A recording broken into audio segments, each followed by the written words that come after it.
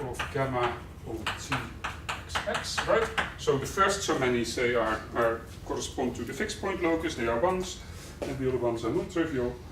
For psi, I should take time. Psi in C cross of order R is the order of gamma. Oh no, that's not good, because R is for the mu R tensor. Okay, I just write order gamma. Well, M is order gamma. We write this thing is psi to the W1 and so on, right? With the W1 as small as possible, so smaller than this N, than this order. There is a unique representative there. And this fermionic shift is a function now. F psi for gamma at the point x. This gives me a number, and it is 1 over n. Well, n of gamma then. Well, let's say n of gamma x. No, just gamma, right? Okay, again, gamma. Sum over the I of the Wi. And this is a rational number. It is strictly less than the dimension. And that's a rational number. Okay, and we have to reduce it. This is called this fermionic shift. It is locally constant on x gamma. Right? If I move on an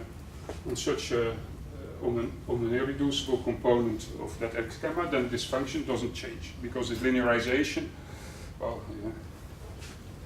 So, and I want to make the remark that such expressions occur if you study by holomorphic Lefschetz the cohomology of such a variety with values in a coherent sheaf that has a gamma action. If you view that as a gamma representation and you try to compute the character, you find such things. So it's not so very strange to encounter it. Okay. So that's the fermionic shift, and I can almost write down what these point counts and these polynomials are. Okay, but I have now less time than I thought, so I can. But my last page is less dense, so good. Okay, good. So I'm going to do the last part. Maybe I just write down the expression you find in the article, or you don't find in the article actually, or close to it. This is defined to be the sum over the gamma in gamma modulo conjugation. So gamma acts on itself by conjugation. You take one element out of every conjugacy class. You take the sum over y in the pi 0 of x gamma. So this is not a stack x, this is just fixed points. And exactly. Modulo the action of the centralizer of gamma. So that is something that you find in the new version of the article. And here you find the E polynomial was, I think, explained by Wim. But I have to say a bit more here. E of y. So y is a variety, right? So we're not doing something complicated. We're just going to do cohomology with compact supports on y, with values in some local system, a one-dimensional, so a sheaf, locally constant sheaf of one-dimensional complex vector spaces. But we want to take here, say, well, it's a bit of a weird notation. You take the centralizer of gamma, right? That is this thing. You want to take cohomology, then invariance for the stabilizer of y in that group. Okay? And then you want to multiply that by xy.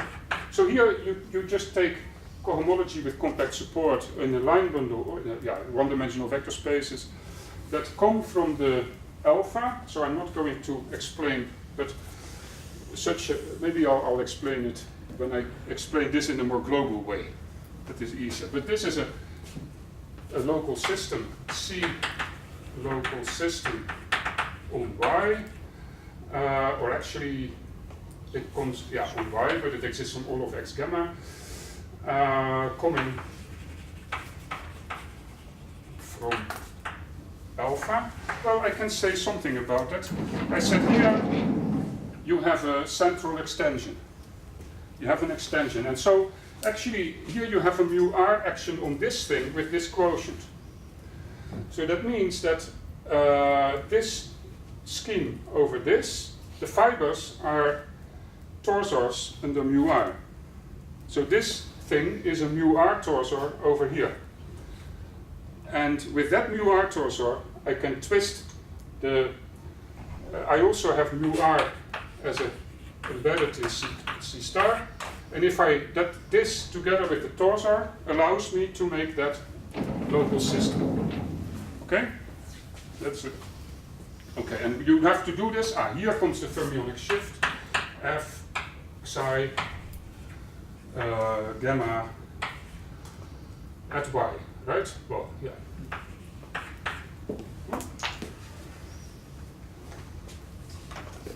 Is that clear? Yeah. Okay, so I said in words. And what is this E polynomial? Well, you take cohomology. So this E thing has to do with the cohomology. So you have to say that the Hn of Y with this L gamma has a mixed Hodge structure. So you take, this gives the sum for, well, this gives a contribution to the E polynomial, which is -1 to the n times the sum over all P and Q of the dimension of the PQ. So Hn Y L gamma PQ part in its mixed Hodge structure. This dimension, well, actually I also have to take here it says I act still with a group, so I have to take invariance C gamma Y stabilizer invariance times x to the p, y to the q, right? Now I think it's clear. Oh, very important, compact support. Right? That is the E polynomial. So, actually, that's good. Even before time. And the other one, I would say, you do the same way, you make the same object, but instead of taking this local system, you make an analytic one, and you do Lefschetz trace. You can either define this point counting by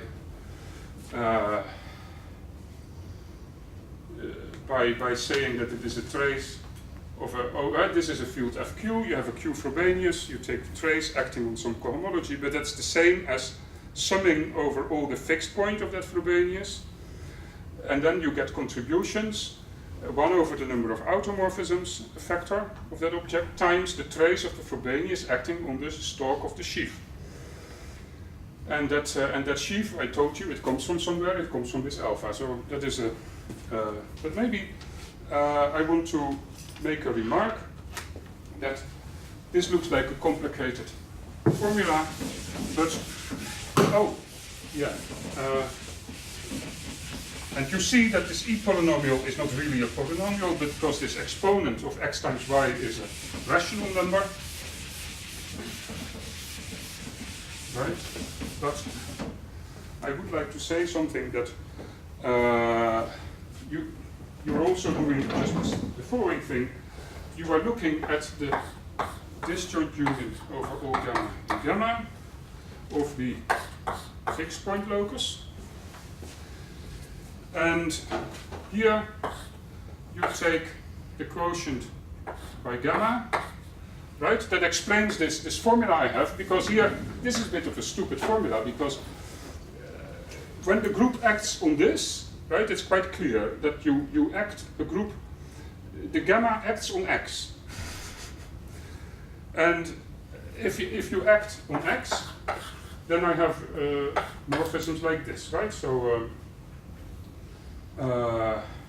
But then also, I mean, here I have a gamma action, I have a gamma action, and then if I have an element G of gamma, say this, then it also, that action is compatible with here the map gamma goes to G inverse gamma G, right? That's an isomorphism of groups acting on a variety. And so on this disjoint union, I can just act with my gamma.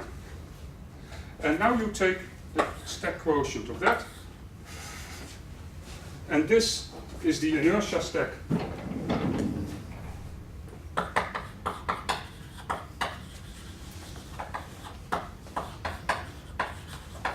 of this x into gamma. And yeah, and what you actually do with this polynomial, you just take the E polynomial of a nice stack, namely the affine space to the power f of psi at the point where you look, right? So this is a fractional dimensional affine space. Don't worry. This lives over this inertia stack, right?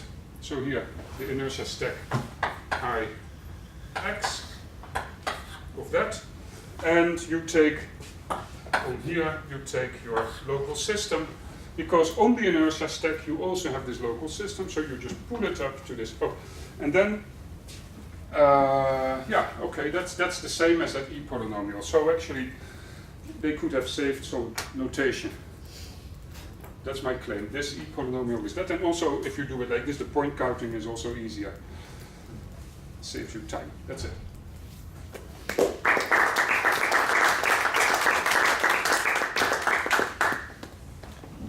Any questions? What is this fractional?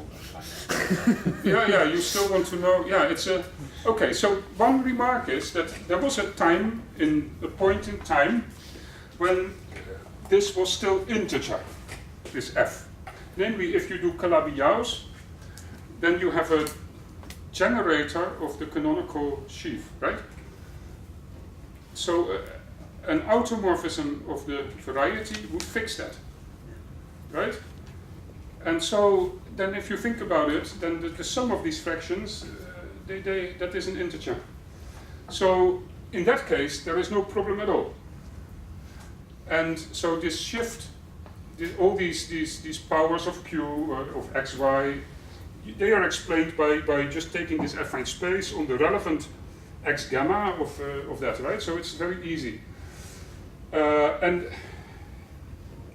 yeah, so if there is a problem with fractional exponents, you can move it by integers to the interval from 0 including up to not including 1, right? And then that is what you can say. Okay, then in the new version of the preprint that they sent to me yesterday, these authors, they make a new Grothendieck group of varieties where they not only invert the Lefschetz motive, but they also adjoin fractional powers. Why not, right? I mean, it's a formal operation anyway, so you can do that. But I say you can also take the proof of their theorem and actually, yeah, so in the proof that there was completely missing this fermionic shift somehow. When I started reading this article last week, and then at the beginning of this week, I found that the theorem 2.11, the proof, did not mention at all the fermionic shift. That wasn't correct. And now there is a new proof, where there is that. And I would say you can just group the terms for the same fractional exponent between 0 and 1 and do your thing. Or you can be a bit more formal and make a Grothendieck group with the fractional powers of the Lefschetz motive. And on the L-adic sheaf side, you can take roots of the cyclotomic character if you make a finite extension, right? If you adjoin the ELF or L squared roots of unity, then your cyclotomic power takes value in 1 plus L squared times L. You can take any roots of that as long as maybe you want, as the order is prime to L of your root. And then I don't see any problem. So the point counting, I didn't say anything about the proof of the theorem, right? In a few words, you can say, well, if you have equality here for all k, for all maps, not necessarily subjective to finite fields, you get semi-simplifications by Chebotarev arguments, right? You by Lefschetz you get statements on traces of Frobenius elements. Equality of traces tell you that Galois representations after semi-simplification are isomorphic. Okay, and for E polynomials, it doesn't matter if you semi-simplify your mixed Hodge structures or not. They are the same. So that is a harmless operation. And there is a functor by Fontaine, right, the Ram functor or the Hodge state, that tells you how to go from a p-adic Galois representation to p-adic the Ram cohomology. And then you get these things. Right, so I think the strange part is this fractional exponent, but yeah. Any other questions? So do you have a parallel fractional, I mean, can you do the parallel description for the stringy point counts with the fractional affine space? Yeah, because then you say, when you do the point count, it's actually much easier, because the fibers here are affine spaces, so when you count, that's q to the dimension. A factor, right? If I count here or there, the difference is a q to the something. So instead of writing x times y to the f here, you can really write q to the f, and then that's actually a number, right? Well, I mean, maybe well, it's square root of, but yeah. No, yeah, but no, you can do that. You can write. So, but of course it does not really have a counting interpretation, this weird factor, right? When this is an integral, a natural number, yeah, fine. Yeah. Yeah. No, what is a bit stranger is that this counting with a local system, yeah, you can also, maybe I cheated a little bit here. No, I do that here, right? But you can even go a bit further. But when you think of the counting as going over the fixed point of the Frobenius and taking the eigenvalue of Frobenius on the stalk of your sheaf, then you get not just, when you count with a constant sheaf, you count every point with a multiplicity 1. But here you would count with roots of unity, right? So it is a kind of, yeah, that is maybe for later in the seminar. We want to see what this thing is counting, and my point will be, I think, if you look at it, that it counts twisted things. Yeah, points on a twist of the objects that would be here in X, but with this thing you have a twist. Yeah. Okay.